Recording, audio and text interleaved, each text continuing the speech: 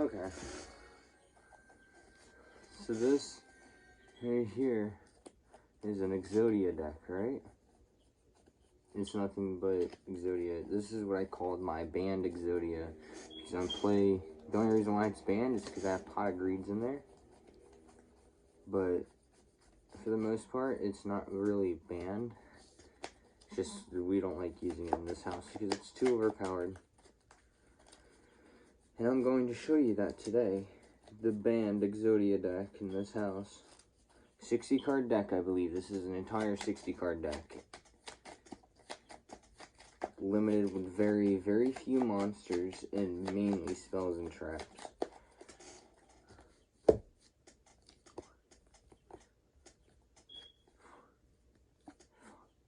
Already a good hand. Okay, I start off with Pot of Duality, which allows me to look at the top 3 cards, choose one, and add it to my hand.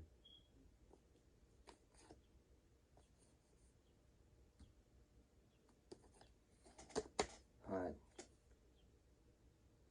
Okay, I'll add that.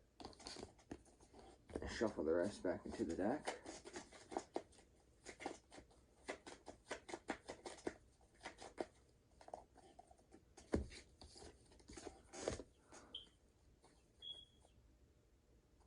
Now I play this, and I'll end. Now I draw again. I play Cardi, tribute it off to the field with its effect, allow me to draw an extra 2 cards. I play Shard of Greed. I set this right there. I end. Oh, let's say they attacked my Sangan. Its ability is active. I now search my deck for a dark monster with 15,000 or less attack and my 1 piece of Exodia.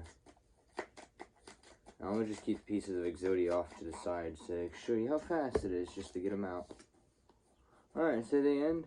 My turn. I draw. Oh, well, let's destroy all their monsters first. We'll play another card D. Tribute it off to the field, draw 2 cards. Oh, look.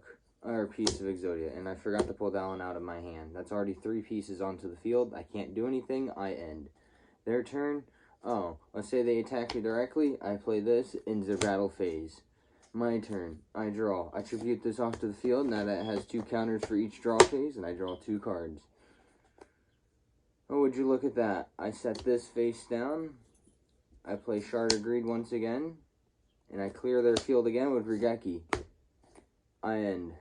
Oh, let's say they get a monster out and they kill this. Oh, look, it's another Sangan. So now, I look through my deck, and I pull out a 4th piece of Exodia. This is already, like, I think 6 turns in. I'm not sure, I didn't count.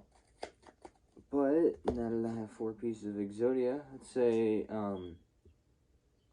they tried to attack me directly. Oh, what's this? It's in my hand again, ending their battle phase. My turn. I draw.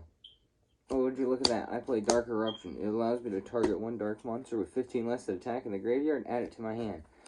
What am I going to do? I'm going to add Sangan back to my hand, place a face back down onto the field, ending my turn.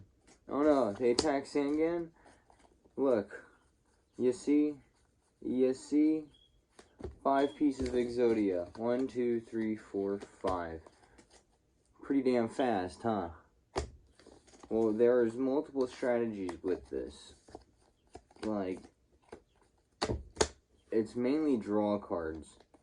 And I like to combine these with this. Because once you play Scapegoat, that allows you to bring 4 tokens onto your field in the fence position.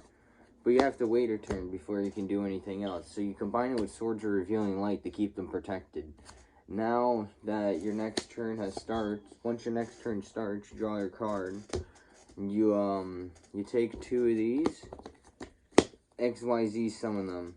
Take 2 of these, XYZ summon them. Use its effect, detach a material. These don't go to the graveyard. And during your opponent's next standby phase, you and him draw an extra card. Sure, it helps benefit them, but they still can't attack you, and it helps you pull Exodia faster. Combine these with the Exodia pieces, it allows you to banish a piece off to the graveyard. So at the start of your next turn, it goes right to your hand, so that's an extra piece right there. I like to shuffle these around on the board. What these do, whenever it's a destroyed by battle or card effect, it goes to the graveyard, and you can target from your hand, deck, or graveyard, and special summon 2 of them back onto the field, except the one that was destroyed. So you can take 1, 2, and now you have 2 monsters on the field. And since they're 1-stars, you can use them to XYZ summon this. The reason why these XYZs are in this is this Link monster. You gotta have 3 XYZ monsters to bring it out. It's 4,000 attack, and it cannot be destroyed unless it's attacked by another XYZ monster with higher attack, which isn't really common. I mean, it is, but it's not that hard. Got these in there to shuffle back and forth for the Pot of Greeds and all the other draw cards. We got this just for dickery because the cards in this deck are only level 3 and lower, so all of them can attack unless it's Slifer. And dear God, if you get Slifer at a great time. Because before this, I just did a practice game right before this, and I ended up having Big Field. Yeah, Big Field. Slifer had 1,200 attack, 12 cards in my hand because of all the draw cards I kept pulling. As soon as I had them out in the field, I had 7 cards. My next card was Pot of Duality, or not Duality, but Cup of Ace. That's what it was, Cup of Ace. I played Cup of Ace. I drawed 2 cards. I ended up pulling a Pot of Greed. I played that. I ended up pulling another Cup of Ace. Played that. Ended up getting another Pot of Greed. I played that, and Jesus Christ. This card, this is your main hitter. Alright, well, that's the Exodia deck. Yes.